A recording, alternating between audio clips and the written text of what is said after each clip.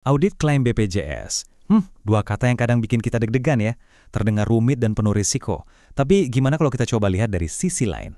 Gimana kalau peraturan yang kelihatannya kompleks ini justru jadi senjata rahasia buat bikin sistem di Vaskes Anda jadi jauh lebih kokoh? Hari ini kita akan bedah tuntas Perdir nomor 19 tahun 2023.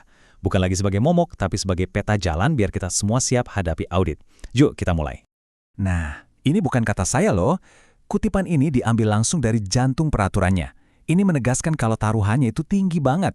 Ini bukan cuma soal administrasi atau tumpukan kertas, tapi ini menyangkut stabilitas keuangan, reputasi, dan kepatuhan kita semua. Jadi, menguasai proses ini tuh, ya, sebuah keharusan, bukan lagi pilihan. Ini dia pertanyaan kuncinya. Gimana caranya mengubah rasa was-was jadi sebuah kesiapan yang matang? Tenang, dalam beberapa menit ke depan, kita akan jawab pertanyaan ini. Kita akan bongkar peraturannya jadi langkah-langkah praktis yang bisa kita pahami dan yang paling penting bisa kita antisipasi. Kita akan geser fokus dari masalah ke solusi. Oke, pertama-tama ada satu hal penting yang perlu kita luruskan.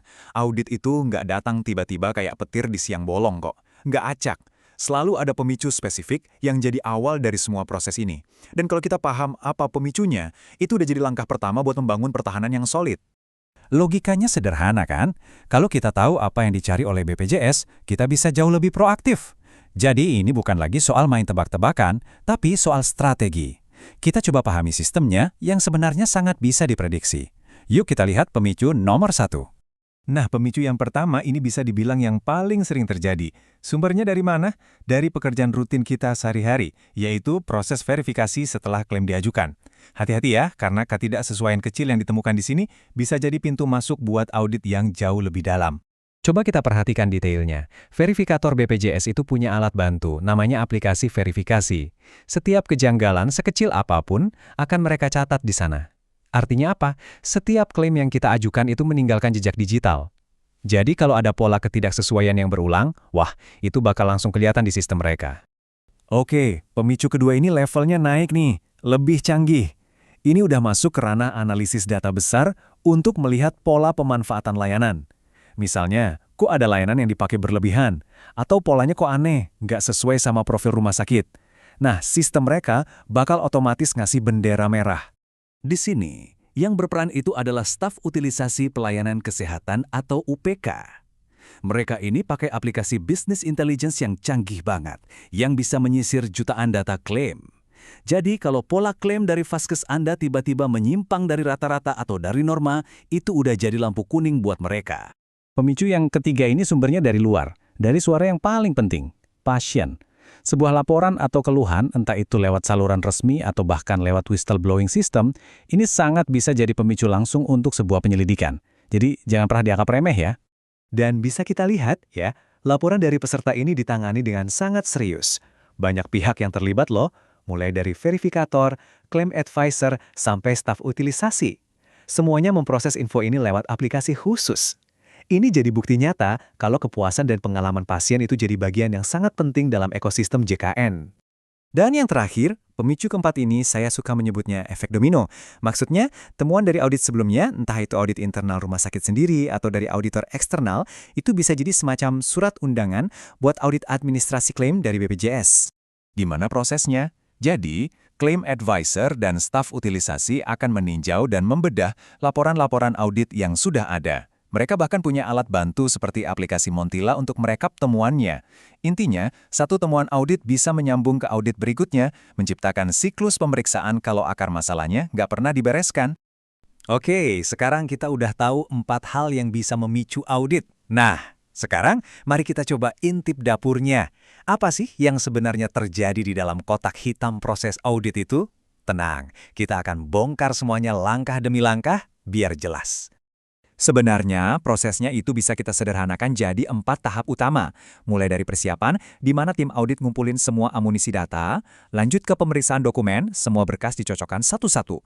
Terus tahap konfirmasi. Nah, di sini mereka bisa ajak kontak rumah sakit atau bahkan telepon langsung ke pasien. Dan terakhir, analisis, di mana semua data diolah untuk ditarik kesimpulannya. Terus, pertanyaan paling pentingnya, apa aja sih yang mereka periksa?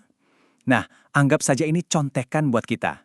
Mereka lihat semuanya, mulai dari akurasi coding ICD-nya, kepatuhan sama standar layanan, nyambung nggak sama rekam medis, sampai kelengkapan bukti pendukung kayak hasil lab atau resep. Ini bisa banget kita pakai buat jadi checklist audit internal kita sendiri. Oke, kita bayangkan auditnya sudah selesai, laporannya sudah ada di tangan kita. Eits, jangan santai dulu. Fase setelah ini justru sama pentingnya. Cara kita merespons temuan dari auditor, itu yang akan menentukan langkah-langkah selanjutnya. Nah, di sini ada semacam pertigaan jalan. Ada dua jalur yang sangat berbeda. Kalau kita nggak setuju dengan temuan dan ini murni bukan soal kecurangan, kita bisa masuk ke jalur penyelesaian sengketa atau dispute. Tapi kalau sampai ada indikasi kecurangan, ceritanya jadi lain. Jalurnya beda, prosesnya jauh lebih serius, dan aturannya pun khusus pakai sistem anti-fraud. Kalau kita masuk ke jalur sengketa, semua itu dimulainya dari level paling dasar, kantor cabang BPJS. Disinilah tempat diskusi dan negosiasi awal terjadi. Harapannya, tentu saja, masalah bisa selesai di sini secepat mungkin. Nggak perlu berlanjut ke level berikutnya. Tapi kalau di kantor cabang ternyata buntu, belum ketemu solusinya, kasusnya akan naik kelas ke tingkat berikutnya, yaitu kedeputian wilayah. Di sini, kasus akan ditinjau lagi oleh tim yang berbeda dengan cakupan yang lebih luas. Ibaratnya, ini adalah kesempatan kedua untuk mencari jalan tengah. Dan terakhir, kalau di tingkat wilayah pun belum ada titik temu, masih ada satu level lagi. Ini adalah tingkat banding tertinggi di mekanisme internal BPJS, yaitu kantor pusat. Di sini, peninjauannya sudah di tingkat nasional. Oke, dari tadi kan kita banyak membahas proses audit secara reaktif ya. Seolah-olah kita menunggu di audit baru bertindak. Sekarang, yuk kita balik cara pandangnya.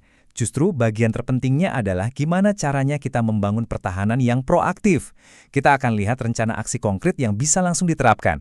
Ini dia intisarinya. 3 tindakan paling berdampak yang bisa kita lakukan mulai sekarang.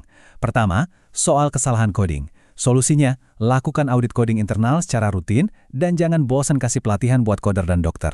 Kedua, soal klaim yang nggak lengkap. Gampang, buat saja checklist wajib sebelum dokumen diajukan. Dan ketiga, bukti pendukung yang sering hilang. Kuncinya, integrasi sistem. Pastikan lab, farmasi, dan radiologi nyambung ke rekam medis. 3 hal ini adalah fondasi dari benteng pertahanan audit kita. Jadi, setelah kita bedah semua ini, pertanyaan terakhir saya kembalikan lagi ke Anda. Apakah rumah sakit Anda sudah siap untuk audit berikutnya? Dengan memahami pemicunya, mengetahui prosesnya, dan menerapkan pertahanan yang proaktif, audit bukan lagi jadi sesuatu yang menakutkan. Justru, ini bisa jadi peluang emas untuk memperkuat sistem internal kita jadi jauh lebih baik lagi.